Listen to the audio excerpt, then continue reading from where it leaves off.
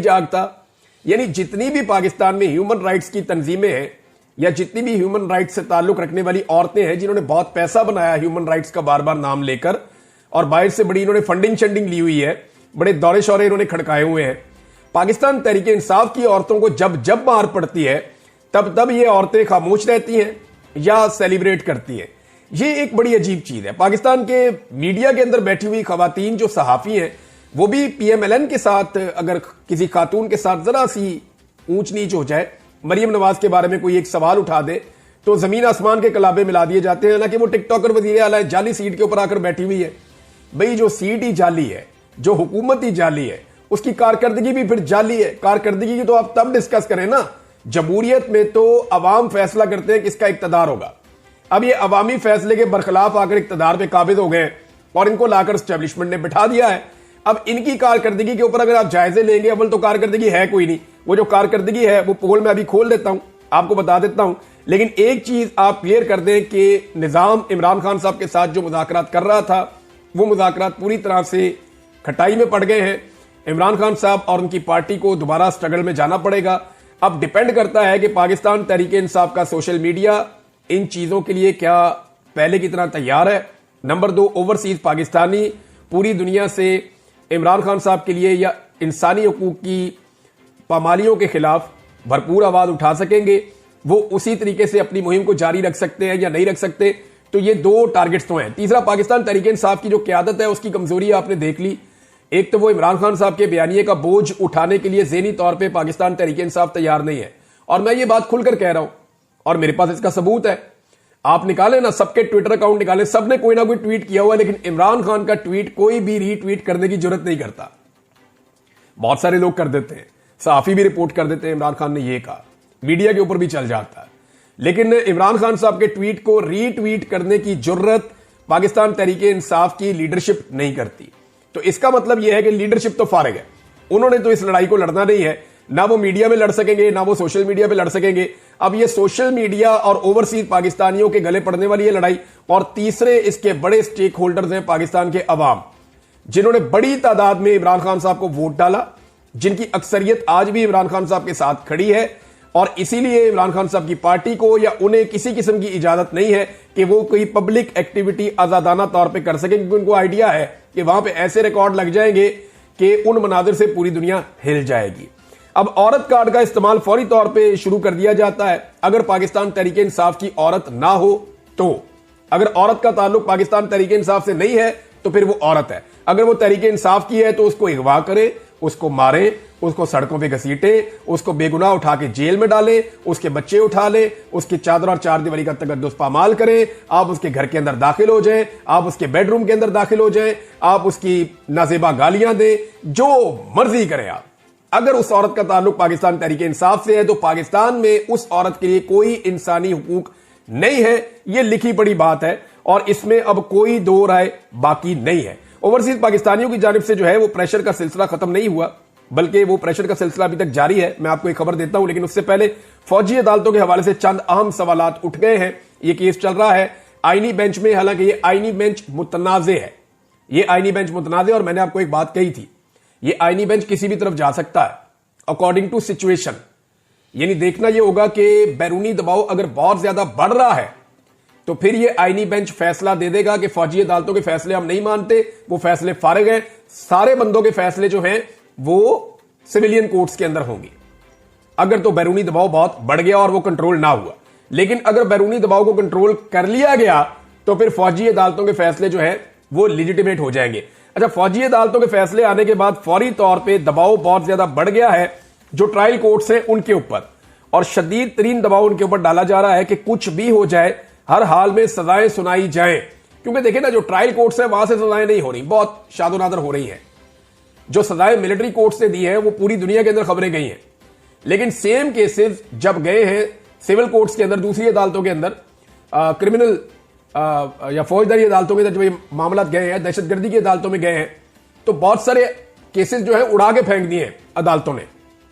वजह यह है कि पुलिस के पास साबित करने के लिए है ही कुछ नहीं, ज्यादातर लोगों को बेगुनाह पकड़ा हुआ था और कोई ऐसे सबूत, कोई ऐसे एविडेंसेस, ऐसी चीजें इकट्ठी नहीं की पुलिस ने जिसकी बुनियाद के ऊपर वो शहरियों को या एहतजाज करने वालों को सजा दिलवा सके। अब अदालतें तो उसको जज्बात के अंदर नहीं देखती चीजें, वो तो कहती हैं शवाहिद लेके आए, गवाह लेकर आए, चीजें लेकर आए, फुटेज लेकर आए, सबूत मुहैया करें। अब पुलिस के पास है कुछ नहीं, पुलिस ने सिर्फ बंदे उठाए और पैसे कमाए इस सारे खेल के अंदर। लिहाजा 9 मई के मामले के अंदर अब ट्रायल कोर्ट्स के ऊपर बहुत ज्यादा दबाव आ रहा है फौजी अदालतों के फैसलों के बाद कि हर हाल में सजाएं सुनाई जाए, और वहां पे भी आप आने वाले दिनों में चीजें तेज होती हुई देखेंगे। फौजी अदालतों के हवाले से चंद सवालात, उनमें सबसे पहले तो एक सवाल यह है, कासिम खान सूरी साहब ने इसको ट्वीट किया है, मैं यही नुक्ता यहीं से पढ़ के आपको बता देता हूं। इसके बारे में मरियम नवाज खान साहिबा ने यह नुक्ता उठाया था कि फौजी अदालतों ने 28 शहरियों को ऑफिशियल सीक्रेट एक्ट की दफा 3 के तहत 9 मई में सजाएं सुनाई, जिसके मुताबिक किसी ममनुआ इलाके पर हमला करना काबिल सजा जुर्म है। दिलचस्प और मजायका खेज बात यह है कि जिना हाउस को 9 मई के 3 माह बाद अगस्त में कोर कमांडर का कैंप हाउस करार दिया गया था। यानी इस तरह और भी कि इन इलाकों को जिनके ऊपर ये शहरी गए एहतजाज करने के लिए, क्या ये ममनुआ इलाके हैं? पहला सवाल तो ये उठाया गया। दूसरा एक बड़ा इंपॉर्टेंट सवाल है जो 1.5 साल से 2 सवाल पेंडिंग चल रहे हैं। यानी ये फौजी अदालतों वाला मामला जो है ये सुप्रीम कोर्ट में 1.5 साल से है। इसमें साकिब बशीर साहब ये बताते हैं कि ये मामला जून जुलाई 2023 से ज़ेरे इल्तवा है। अक्टूबर 2023 में एक फैसला आया, दिसंबर 2023 में अपीलें हुई, अब जनवरी 2025 में 2 सवालों के जवाब अभी तक नहीं आए। नंबर 1, मिलिट्री कोर्ट्स को 103 सिविलियंस की हवालगी कैसे हुई, वजूहात के साथ ऑर्डर कहां है? अब यह है बड़ा सवाल, क्योंकि फौज तो बंदे गिरफ्तार नहीं कर सकती। इन बंदों की गिरफ्तारियां कहीं ना कहीं तो होनी थी, पुलिस ने करनी थी या किसी और इदारे ने करनी थी, और जब ये गिरफ्तारियां होनी थी तो इनको एक प्रोसीजर के तहत फौज की हिरासत में देना था या फौज के हवाले करना था। तो वो प्रोसीजर क्या था, इसके बारे में अभी तक कोई जवाब, 1.5 साल हो गया लगभग, अभी तक इसका जवाब नहीं आया, 1 साल से ज्यादा हो गया। नंबर 2, किस बुनियाद पर, किसने तय किया ये केसेस सिविलियन कोर्ट्स में जाएंगे और बाकी 103 मिलिट्री कोर्ट्स में जाएंगे? अच्छा, ये बहुत इंपॉर्टेंट है। ये नुकता मैंने भी पहले उठाया था कि अजीबोगरीब बात है कि 103 बंदे उठा के मिलिट्री कोर्ट में दे दिए और बाकी 10,000 के करीब बंदा था वो पकड़ के जो है वो जेलों में बंद कर दिया। उनके केसेस वहां चल रहे हैं। यानी यास्मीन राशिद साहबा मिलिट्री कोर्ट में नहीं है, एजाज चौधरी साहब मिलिट्री कोर्ट में नहीं है, महमूद रशीद साहब मिलिट्री कोर्ट में नहीं है, उमर चीमा साहब मिलिट्री कोर्ट में नहीं है।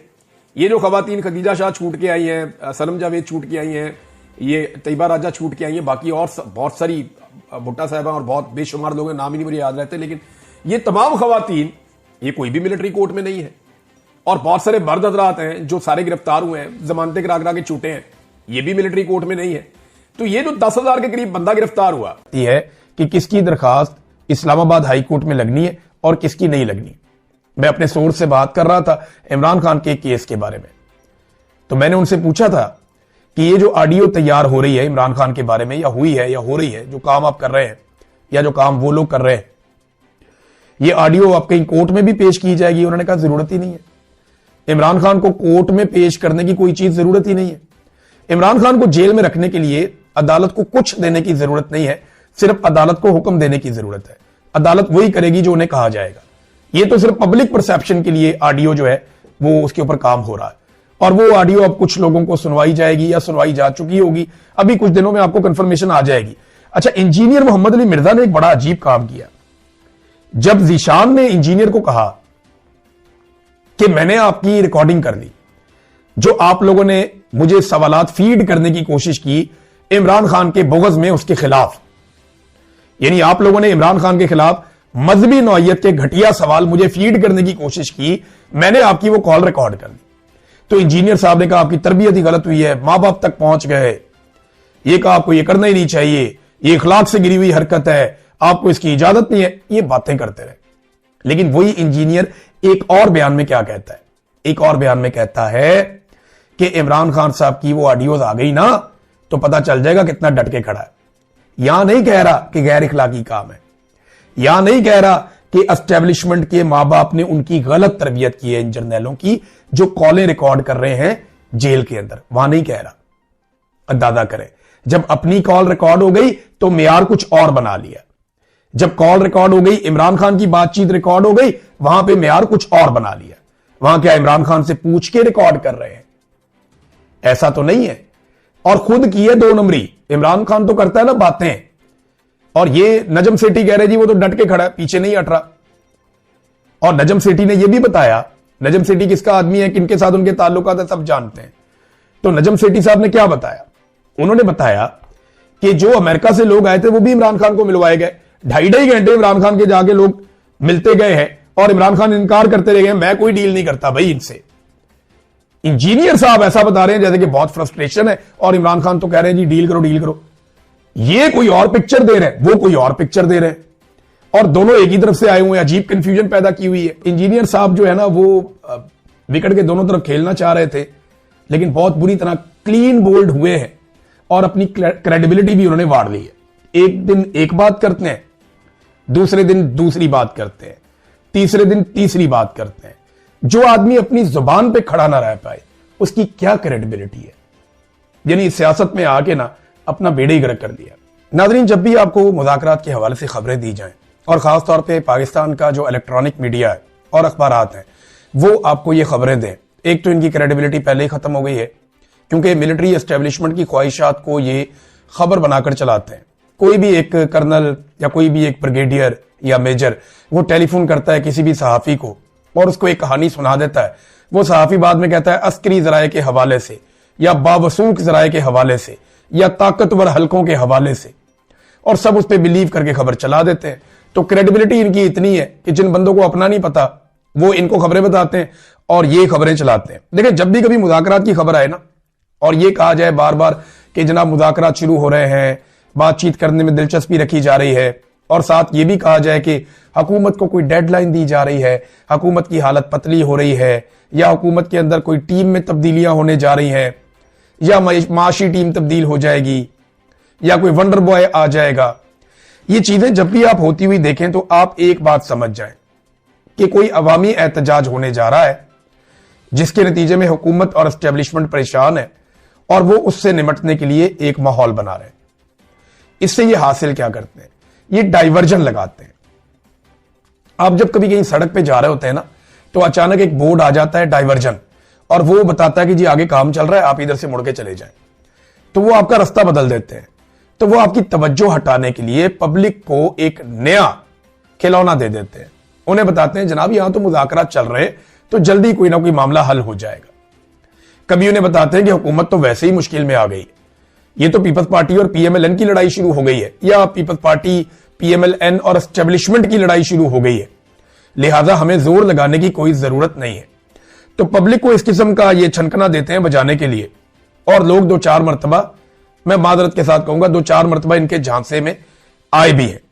लेकिन अब आप इनको सुने तो आप फौरी तौर पे जब भी कोई तहरीक चल रही हो या मोमेंटम बन रहा हो या लोग मोबिलाइज हो रहे हो, तो उस वक्त अगर इस तरह की बातें हैं तो आप फौरन समझ जाएं कि धोखा देने की तैयारी की जा रही। जो असल प्लान है वो पूरे पाकिस्तान को बंद करने का है, और 8 फरवरी को उसका पहला इम्तिहान है। पाकिस्तान तहरीक इंसाफ ने इस हवाले से एक मोमेंटम गेन करना शुरू कर दिया। अब मैं ये कह सकता हूं कि मोमेंटम वहां पहुंच गया जहां पे अली अमीन गंडापुर साहब ने सरेंडर किया था, यानी मामला वहां तक पहुंच गया। अब उतनी बड़ी तादाद में लोग दोबारा मोबिलाइज हो चुके हैं। अब इस तादाद को बढ़ाना है, इसको दुगना करना है। क्या ये जो मौजूदा टीम है वो कर पाएगी? वो तो बहुत एनर्जेटिक है, नौजवान है, वो रोजाना कोई ना कोई एक्टिविटी करते हैं। ना सिर्फ उन्होंने सूबे की परफॉर्मेंस से साबित किया कि वो बाकी सूबों से बेहतर परफॉर्म कर रहे हैं, बल्कि साथ ही साथ उन्होंने अपनी सियासी एक्टिविटीज को भी कई गुना तक बढ़ाया और बड़ा शानदार उन्होंने काम करके दिखाया। बड़े घाघ और पुराने सियासतदानों का इन्होंने मुकाबला किया, नौजवानों की इस टीम ने, और इमरान खान साहब ने इस टीम पर भरोसा भी किया है। अब जनाब जो हरीपुर के मनाजिर हैं वो तो ये बता रहे हैं कि खैबर पख्तूनख्वा एक मरतबा फिर तैयार है। याद रखिएगा, जब ये क्राउड मालाकंड जाएगा ना फिर आपको पता चलेगा, क्योंकि मालाकंड एक ऐसी जगह है जहां पे बहुत ताकत है पाकिस्तान तहरीक इंसाफ के पास। हजारा वो डिवीजन है या एबटाबाद हरीपुर जहां पे पीएमएलएन कहीं ना कहीं कुछ ना कुछ बाकी है। वो इलेक्शन तो नहीं जीत पाएंगे, नवाज शरीफ खुद यहां से इलेक्शन हार गए, लेकिन किसी ना किसी सूरत में कुछ ना कुछ उनकी बाकियात हैं वहां पे। फॉर्म 47 ना मिले तो इलेक्शन नहीं जीत सकते, लेकिन फिर भी आप ये कह सकते हैं कि वो वहां एग्जिस्ट करते हैं। मगर दूसरी जानिब जो वहां से रिस्पांस मिला पाकिस्तान तहरीक इंसाफ को या सुहेल अफरीदी को, अब प्लान उनका यह है कि पूरा पाकिस्तान बंद करना है। वो जब कहते हैं ना कि हर चौक डी चौक, तो इसका एक मतलब है। इसका मतलब है कि अब डी चौक जाने की जरूरत नहीं है, हर चौक को डी चौक बनाने की जरूरत है। आप पाकिस्तान के हर चौक में बैठ जाएं, हर जगह पे निकल के बाहर आ जाएं और पाकिस्तान के अंदर जो है वो काम रोक दे पब्लिक। यानी प्लान ये है कि पाकिस्तान में काम रोक दिया जाएगा और पब्लिक कहेगी जी हम काम नहीं करते, हम ये बैठे हुए, जब तक आप मुल्क को सीधा नहीं करते ना, आप काम करने नहीं दे रहे, आप काम चलने नहीं दे रहे, एक एक करके हम सबको मार रहे हैं, तो हम इकट्ठे होके आ गए, इकट्ठे ही मार दो। तो मार तो नहीं सकता कोई इतनी बड़ी तादाद में करोड़ों लाखों लोगों को।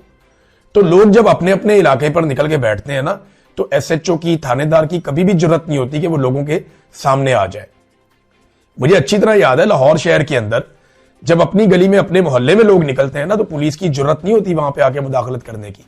तो जब हर गली में, हर मोहल्ले में, हर इलाके में, हर चौक में डी चौक बनेगा और लोग निकलेंगे, जैसा कि पाकिस्तान तहरीक इंसाफ का एक प्लान है, तो फिर ये रियासत के पास किसी किस्म की गुंजाइश रहेगी नहीं। ये करेंगे क्या? ये सबसे पहले इंटरनेट बंद करेंगे। लोग जो है वो केबल वाला इंटरनेट इस्तेमाल करना शुरू कर देंगे, जिसको आप पीटीसीएल कहते हैं या दूसरा इंटरनेट, लोग वो इस्तेमाल करेंगे। उसके बाद ये दूसरे मरहले में वो वाला इंटरनेट भी बंद कर देंगे। 8 फरवरी को लॉन्ग मार्च को रोकने की तैयारी कर रहे हैं। यानी अटक में कोई मीटिंग हो गई पुलिस वालों की, इस्लामाबाद में कुछ तैयारियां शुरू हो गई, तो हुकूमत ने ये खबरें जानबूझकर फैलाना शुरू की हैं। हुकूमत ये चाहती है कि जैसे माजी में पाकिस्तान तहरीक इंसाफ डी चौक की तरफ आती थी, वैसे ही अब दोबारा भी वो डी चौक की तरफ आए, क्योंकि जब वो डी चौक की तरफ आएंगे तो हुकूमत के लिए काम बड़ा आसान हो जाता है कि पूरे पाकिस्तान से फ्लो बढ़ता है डी चौक की तरफ। ये आगे रुकावटें खड़ी करते हैं, लोगों को आहिस्ता आहिस्ता आहिस्ता कमजोर करते करते डी चौक तक बिल्कुल कमजोर कर देते हैं, क्योंकि ये इनका तजुर्बा हो गया ना। जैसे इमरान खान का डी चौक पहुंचने का तजुर्बा हो गया, या पीटीआई का कि वो पहुंच जरूर जाते हैं, इसी तरह इनका भी तजुर्बा हो गया कि डी चौक आते आते लोगों को इतना कमजोर कर दो कि फिर वो डी चौक के अंदर मुजामत ना कर सके, और अगर ज्यादा ताकत में आ जाएं या ज्यादा तादाद में आ जाएं तो फिर उनके ऊपर गोली चलाने का एक ऑप्शन भी होता है, जो ये पहले चला चुके हैं। अब ये क्यों कर रही है हुकूमत? उसकी वजह यह है कि जो इमरान खान साहब के नौजवानों ने एक नारा लगा दिया है ना कि हर चौक डी चौक, ये एस्टेब्लिशमेंट के लिए और हुकूमत के लिए एक मुश्किल पैदा कर चुका है। वो ये चाहते हैं कि पाकिस्तान सारा इकट्ठा हो, 8 फरवरी को दोबारा इस्लामाबाद की तरफ आए, हमारी तरफ बढ़े, हम हर तरफ कंटेनर लगा देंगे, सारा कुछ बंद कर देंगे, मार कुटाई करेंगे, एक मरतबा फिर लोगों को मायूस करके भेज देंगे, 1 साल के लिए मामला दोबारा दब जाएगा। एस्टेब्लिशमेंट की और हुकूमत की सोच ये है। ये जो हर चौक डी चौक वाला फार्मूला है ना, इससे उन्हें घबराहट हो रही है। प्रॉब्लम पता है क्या है? मैं आपको बताता हूं।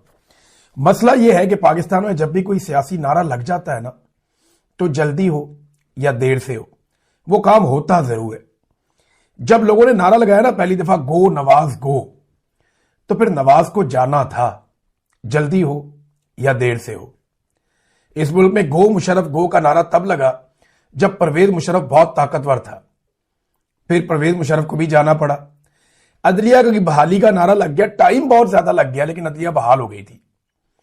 यहां जब एक सियासी नारा लग जाता है और वो अवाम के दिल की आवाज एक दफा बन जाए, तो फिर जल्दी हो या देर से हो, वो काम जरूर होता है। तो ये जो हर चौक डी चौक वाला एक फॉर्मूला है ना, ये एस्टेब्लिशमेंट के लिए हो सकता है कि मुस्तकबिल करीब में कोई प्रॉब्लम क्रिएट ना कर सके, हर चौक डी चौक ना बन सके, लेकिन बहुत मुमकिन है कि आने वाले सालों में, आने वाले महीनों में ये फॉर्मूला काम कर जाए। आज ना करे, अगली हुकूमत में काम कर जाए, लेकिन जब भी काम करेगा ये एक एंटी एस्टेब्लिशमेंट फार्मूले के तौर पे काम करेगा, और ये एस्टेब्लिशमेंट और उनकी बनाई हुई किसी भी हुकूमत के सर पे एक तलवार बन के लटकता रहेगा कि हर चौक डी चौक। अब ये होना जरूर है, ये आज हो जाए, कल हो जाए, परसों हो जाए, लेकिन ये तमाशा इस कौम ने देखना भी है और यहां लगाना भी है, और ये हम भी होता हुआ देखेंगे। इंशाल्लाह एक वक्त आएगा कि एस्टेब्लिशमेंट के लिए मुश्किल पैदा हो जाएगी, तो ये तलवार बन के उनके सर के ऊपर लटक रहा है। अब इससे बचने के लिए डाइवर्जन लगा रहे हैं जी, इस्लामाबाद आने की तैयारियां, हम मार्च को रोकने की तैयारियां। कोई मार्च लेकर नहीं आ रहा। अब पूरे पाकिस्तान को बंद करने का पाकिस्तान तहरीक इंसाफ का प्रोग्राम है। 8 फरवरी को इस सिलसिले में पहला बड़ा इम्तिहान है। इसके 10 दिन के बाद रमजान शुरू हो जाएगा, तो रमजान से 10 दिन पहले पाकिस्तानियों का एक सबसे बड़ा और पहला इम्तिहान है। अगर 8 फरवरी को यह पूरा पाकिस्तान बंद करके दिखा देते हैं तो फिर क्या होगा?